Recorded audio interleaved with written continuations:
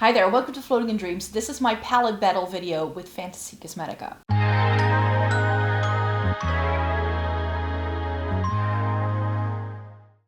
Welcome to everybody watching today. Thank you so very much for joining me.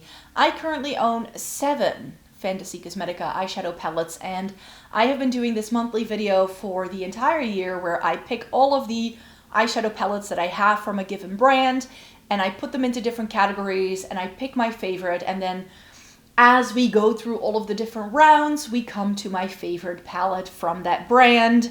And I ended up figuring out that with the new Enchanted Autumn that I'm currently testing out, I have 7 eyeshadow palettes, and I did already put the Enchanted Autumn on my eyes, so I have a good idea of what those shades can do for me. My full review will be coming at the end of this month, but I figured I could already do this video and show you and talk to you about what my favorite eyeshadow palette from this brand is. So just for full transparency, I'm not sponsored by Fantasy Cosmetica at all. I just bought all of these with my own money. I bought some of them through the official Fantasy Cosmetica website, but most of these were purchased through MONOLITH. They are a website that sells they're an EU-based website that sells a lot of US-based indie brands and indie brands from around the globe. They also do Chinese, they do UK brands, Australian. They do so many things, and it just makes it so much more affordable to purchase it as a consumer than having to buy this by yourself. I think the Druid doesn't even have the pretty packaging yet. That's how old it is. And I think that I nearly paid as much in shipping and handling fees as I did for the actual palette. So getting it through Fantasy Cosmetica is going to be, through MONOLITH, is just something that's been very, very helpful for me.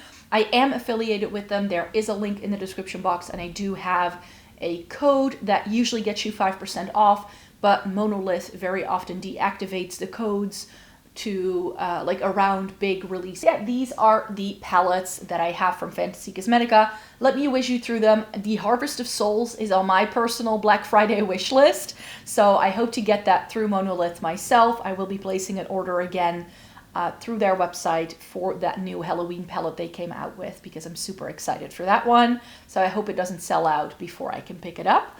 But these are the 7 palettes already in my possession. I don't have the full range. I don't have the Sorcerer or the Bard, but I do have everything else. So part of me is like, do I just get those at some point? Do I complete the collection? Yes or no? That's the question. But I have 2 of their 12 pans. I have the Cradled in Ice and the Enchanted Autumn, which is their collab with Makeup Just for Fun. So I'm going to be putting these up towards each other. These were the last 2 releases that I bought from the brand, and they've shifted from 9 pans to 12 pans, so I figured that could be around. And then I don't know how I want to do this yet. So I think we're going to do a round with the purpley palettes. I think that will be fair. Again, my Rogue is still in the old packaging. They now do the stained glass look, but I also have the Wizard, and both of these have purples in, so I figured it could be interesting to put those up next to each other. And then I have 3 left, and I think it's going to be fair to put these up together. Like I said, I still have some old packaging for the Druid, and then we're also going to be adding the Warlock and the Fighter palettes. So those are all 7 palettes that I have. So let's talk about these 2 bigger palettes first. So these were the last ones that they released. The Cradled in Ice came out over the summertime, which is when I picked it up through MONOLITH straight away. It has 5 shimmers. Everything else is matte. It's quite blue heavy in some of the matte tones in here, but you can make it go more neutral if you'd want to. Some of the shifts in here also have a little bit of blue, and that's one of the things that I love about Fantasy Cosmetica is their shimmer quality and how shifty and sparkly and dimensional it is, but still really easy to use, and they are an indie brand that isn't super expensive compared to everything else that we have going on. Now that they're doing bigger palettes, the price is going up, I've noticed. That new Harvest of Souls is $65 or euros. The 9 pans were around $45. So I don't necessarily need more shades. One of the things I love about this brand is that they were doing these really nicely curated color stories. So I hope that Harvest of Souls is just a one-off, because I didn't need this many. In fact, there are 2 or 3 shades that I probably would never go back to. Like the dark blue I like, but I don't love something like this, and I also didn't really need that pink. So for me, if this had been edited down a little bit better, and maybe like these two are just a bit too similar, so this could have been a 9-pan for me, and then 5 shimmers, 4 mattes would have been perfect with 2 blues and like 2 browns, and then I would have been happy. So I think this could have been edited down better, but this still has the lovely shimmer quality that I've come to love and appreciate Fantasy Cosmetica for. However, and you'll see this when we talk about this palette later in the month, but the Enchanted Autumn I was weirdly disappointed in. This is, I think, now my least favorite Fantasy Cosmetica palette because there is just something different in the formula, especially in the shimmers on this side of the palette. I should point it out the right way. I'll put them side by side so you can see what I mean. You can see that in the Cradled in Ice, we get like 4 out of these 5 shimmers are this like really nice sparkly, shifty kind of formula. In here, we really only get 1 of them, and it's a silver, which is just not that special. Most of these are pretty satin, and that to me isn't necessarily a downside to this product, because I know there are lots of people who do enjoy more satiny formula shimmers. If that's you, I think you're gonna love this. I think it definitely goes with Amanda, the creator behind Makeup Just for Fun. I think she really likes that kind of thing as well, so it makes sense. I just know what Fantasy Cosmetica can do in terms of shimmers, and we're just not getting that many of them. I like the shimmers on this side of the palette better than I did this, especially the purple, but also this duochrome. It's one of those like oil slick kind of duochromes, and it just felt dry. And also this green matte was very much lacking in pigment, so I was hoping that this could be like my new Shroud Arcana palette, because I feel it has a lot of similar shades in. I love the packaging. I do enjoy the color story a lot. I pulled some really stunning looks out of it. I'm not going to knock it for that.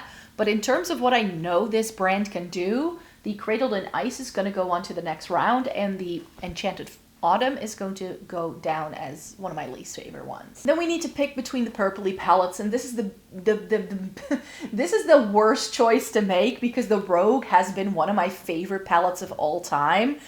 So it's tough. And one of the things I love about this, while it does have some purples in, it's not only a purple palette because you get some greens in here as well. It's this perfectly foresty vibe. You get something tealy in here. The only thing I didn't love is that the jump between this teal and this sort of like minty shade is a bit odd. It's like there's not much there to bridge the gap. So for me, undertone wise, that match isn't perfect. So that's why I'm curious how I feel about this Wizard palette. This is like sort of like blue purple heavy. It goes like indigo here. This is a really nice holographic shade. You get 2 yellows, and then you have these baby blues up top. I think this is better for you if you have fair skin compared to the Rogue, because this is a bit more cooler toned overall, because you don't have that murky warmth that some of these greens have in them. And it's not as dark because it doesn't have the black. As dark as this goes, it's like a really intense bright purple. So if you like bright shades, lighter shades, then the Wizard may be better for you.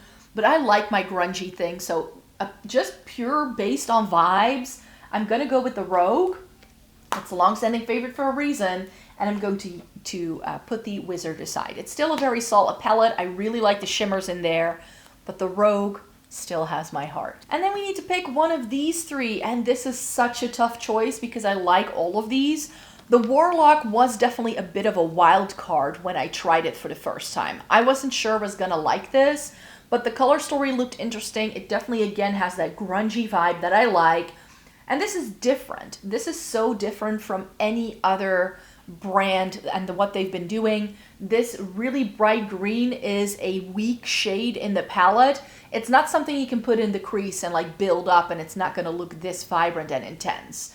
But if you know that going into it and you kind of just play with these palettes, like I felt I could do a really nice look with these 4 shades, and then with these greens and golds and mustards that it has. It came together really well for me, a lot better than I had expected.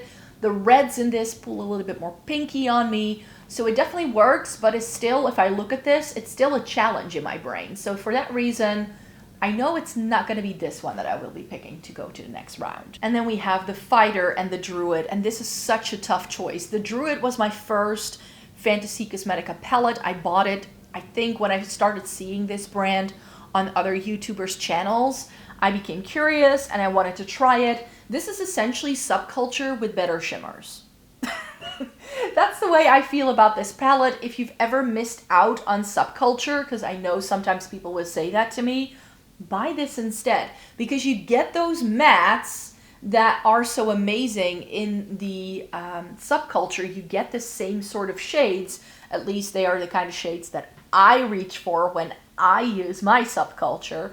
But you get 5 shimmers with this instead of the only 2 that you got in the Subculture. And these also again have duochrome sort of shifts. This has a shift, this has a shift. It's really pretty, really incredible. It was such a good first launch for this palette. It has the grungy fall vibes that I just really enjoy. So this is a really solid pick, I'm not gonna lie. But I think, do I like the Fighter better? This is their neutral palette, essentially. The Fighter is a neutral palette. It has warmth, but it also has cool tones. And for how small this is, with only 9 shades, I think this is an excellent job. Again, a really nice murky mustardy shade in here. So you have a matte to anchor these warm tone shimmers. You get something purpley in here that goes perfectly with these gray tones. And then you have this duochrome in the middle that kind of bridges the gap. So I think color story wise, in terms of like a more unique take on a neutral palette, this one takes the cake. This isn't wholly unique from a color story perspective, perhaps. And it's their first palette. I feel I like this formula just a touch better. This is when they truly like came into their own and did those marvelous shimmers. So even though I like this a lot, it's not going to go on to the next round. Which means that for the final round, because I don't have that many Fantasy Cosmetica palettes that I can like do a top like 4 and then a top 2 and then choose between that, I just have these 3. It's so tough. I can't choose. So again, let's start with the Fighter palette, because I think of these 3, this is my least favorite. Just because it is more of a neutral palette, and if I reach for a Fantasy Cosmetica palette, I'm not going to go for the neutrals. You know, if I want neutrals, I go Natasha Denona, or I'll go Viseart, or I'll go somewhere else for neutrals. I will not go to an indie brand very likely for neutrals, but it is very pretty. It is very pretty, but I think this is an easy discard. But this is definitely top 3, which is good, which is good, which is good. And that leaves me picking between these 2. And the Cradle in Ice, as stunning as this is, the blue background throws you off, because this shade looks so warm toned in this palette, even though it's not warm toned at all when it goes into the lids. So there's definitely that. And one of the things, you know, you do get 3 blue mattes, which I really didn't need. I think this palette would have been better if it had, like, in this vein, like more like a taupey sort of shimmer that leans more gray. I think that it would have made more sense. Like, if we weren't turning this into a 9 pan, like I said, this could have been edited better. This could have been 9 pans very easily. And I would take out this matte blue, the matte pink, and this brown. Like, it would have been a really good 9 pan already for me. But if we had to stick to the 12 pan color story, I would replace this blue with like a gray leaning taupe. And then maybe turn the pink into like a dusty mauve shade. If it had those things, I think I would have liked this even better. So this isn't perfect, but neither is this. This is also not perfect. I love it a lot. Like, the Rogue has been my favorite in palette rankings and all that before, especially because I like it so much. And you can tell how much I've used it, because especially this shimmer here in the middle, you can see a dip in there. Like, I just love this thing to pieces. Especially these like top 3 shimmers are just amazing. This one is really pretty too. It has that slight light purple to it. The thing I would change here, if I were to get to change it, is that I would change this for a slightly deeper tone. It's just ever so bright compared to the teal and the green that you can't really use it with either one to like blend it out, because this is such a stark white base compared to all of the other shades. Like if this had more gray to it, that's what it's missing. This needs more gray. So if it had been even more muted, it would have been better. And I'm just not a fan of matte black in eyeshadow palettes. I don't need matte black in every single eyeshadow palette because I don't tend to use it in any other way other than eyeliner, because I have deep set hooded eyes. So my lids naturally have a lot of dimension that I don't need this to deepen things up in the crease. My crease is already deep enough as it is. So maybe like something deeper than the teal, like if this had been a really dark navy, that would have worked as well. So both of these aren't perfect, especially in the matte department, I feel. But then which one is best? Yeah, if I just go off of vibes, it would be the Rouge. But then I look at some of the shimmers that are in here, and I just want to put them all over my lids because they're so foily and dimensional. And these are too, but this only has like one lighter one, and the other three are all mid-tone shimmers. And these are really nice, light and bright and vibrant. So for my skin tone and what I like to wear on the daily, this works better for me. It has the vibrancy that the Wizard has that this doesn't have, but it can be grungy and murky if you stick to some of these shades here at the bottom. So this is definitely a little bit more versatile than the Rouge is. But I haven't had this one for so long. Like, I don't reach into my makeup drawer and think Fantasy Cosmetica and think Cradled in Ice. If I think Fantasy Cosmetica, I think Rouge. So, ooh, this is very, very tough. I cannot make up my mind. I like both of these equally. I like both of them so, so much. And this is dragon themed. I love a good dragon theme. But I think that if I just look at how everything comes together, like this is what I would make the least changes to. Like the least amount of changes would be to this one. And I really do like those purpley shimmers it has. See, this has that purpley mauve tone that I wish was in the other palette. So maybe using these together at some point. That's something I need to do when I put these into like a palettes I need to go back to video. I should put both of these in to use some of these shades to complement that and to use some of those shades to complement that. I think they go together really well as well. What do you guys think? But I think for now, just because it has been in my makeup collection for longer, so I feel more solid in my opinions about this Rouge palette compared to the Cradled in Ice, which I've only had in my makeup collection since July, and I think I reviewed it for you guys in September. So I've only been playing it just now. So what I'm always afraid of when I buy new makeup and I test it out and I love it is that it's the, ooh, this is new to me, so I love it. You know what I mean? So I try to not fall into that trap of just being enthusiastic about the things that I have and that I've just recently purchased. This is why I don't test out new makeup straight away. This is one of the reasons why products can be sitting in my makeup collection for a little while until I actually start using them. Because if I still want to use them and I'm still excited for them 1, 2, 3 months down the line, and if, for instance, with the Cradled in Ice, I still feel that, like, I still feel like it deserves a raving review in like January, February time, I would feel so much more solid in my opinions than now that it's like the newest palette that I've tried from them that I really love. You know what I mean? So I think to prevent myself from being too biased because something is just newer in my collection, I'm just going to go with the old favorite. I'm going to say that the Rouge is my favorite palette from Fantasy Cosmetica. It's solid. It's solid. There's a reason why I'm struggling picking between these two because they're just so good. This is a really nicely curated 9-pan that I just really enjoy. I think they did a great job making this. It's murky, it's grungy, yet it's colorful at the same time. It's blue, green, purple themed, which is one of my favorite color stories to wear, and it has amazing shimmers. So there isn't a lot that I can fault this for, so I don't have any issues putting this one on top. And then I'm gonna have to do some sort of update, I think, in 2025 to see how I feel then. Do I then still doubt between the Rogue and the Cradled in Ice? Or maybe when I start trying that Harvest of Souls palette, that's gonna be my new favorite. Who knows? But the Rogue is still very solid. I love it, and I love Fantasy Cosmetica as a brand. So let me know in a comment down below what your favorite Fantasy Cosmetica palette is. I would love to know.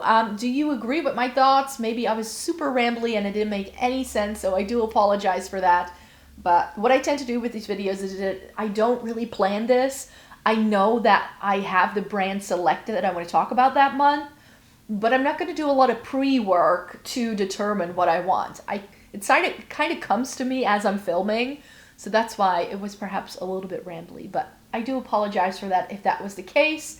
And if not, then I hope you really enjoyed watching this video. Thumbs it up if you liked it. Subscribe to the channel if you want to see more by me. I talk about eyeshadow palettes regularly on this channel. So if that's content you're interested in, then do come back for more.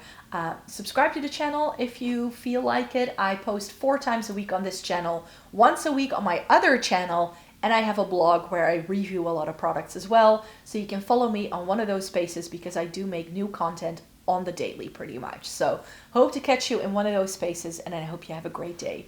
Bye bye.